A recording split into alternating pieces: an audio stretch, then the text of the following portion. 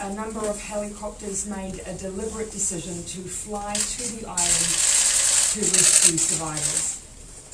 One respec helicopter landed on the island and were able to transport survivors back to the mainland.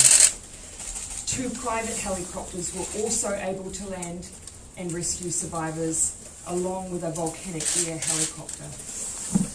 I want to acknowledge the courageous decision made by first responders and those pilots who in the immediate rescue effort made an incredibly brave decision under extraordinarily dangerous circumstances in an attempt to get people out.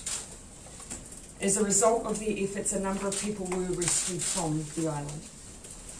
However, it is now clear that there were 2 groups on the island, those who were able to be evacuated and those who were close to the eruption. As police set out last night, the Police Eagle helicopter, rescue helicopter and NZherald aircraft have undertaken a number of aerial reconnaissance flights over the island since the eruption. No signs of life have been seen at any point.